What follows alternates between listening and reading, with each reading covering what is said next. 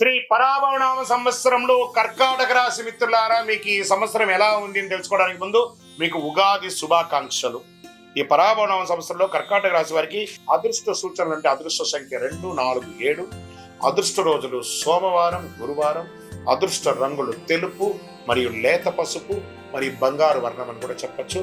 పరిహారాలంతా కూడా శివుడికి అభిషేకం చేయండి, సోమవారాల్లో అభిషేకం చేయండి, రుద్రాభిషేకం చేయండి, గురువారంలో దానం వేయండి, ధాన్యాలంతా కూడా దానం వేయండి. చంద్ర దర్శనం ప్రతిరోజు అవకాశం ఉంటే చంద్ర దర్శనం చేయండి. చక్కగా చండీ సప్తసతి పారాయణాన్ని చేయండి, సుబ్రహ్మణ్య స్వామి ఆరాధన చేయండి. 6 పడై విడుదల ఉంటుంది చూసారు, 6 సుబ్రహ్మణ్య స్వామి దేవాలయాలను వెళ్ళి దర్శనం చేసుకోండి. ఇంకను సకల దోషాలు తొలగడానికి మీ వయస్సు ఎంత ఉందో ఆ సంఖ్యతో కూడినటువంటి ఒత్తులు పెట్టుకొని, అన్ని 50, 40, 30 ఉంటే 30 ఒత్తులు, ఒక మట్టి ముక్కుడు, అందులో నువ్వుల నూనె, అందులో అన్ని రకాల ఒత్తులు వేసేసి నువ్వుల నూనెతో దీపం వెలిగించండి. మీ ఆరోగ్యం బాగుంటుంది, అన్ని అడ్డంకులన్నీ కూడా తొలగిపోతుంది. మీ ఇష్ట దైవం కులదైవాన్ని ప్రార్థన చేయండి. గురుగారు, మేము జాతకం తెలుసుకోవాలనుకుంటున్నాము, గోచార ప్రకారం మీరు చెప్తున్నా కానీ మా వ్యక్తిగత జాతకం తెలుసుకోవాలనుకుంటున్నాము.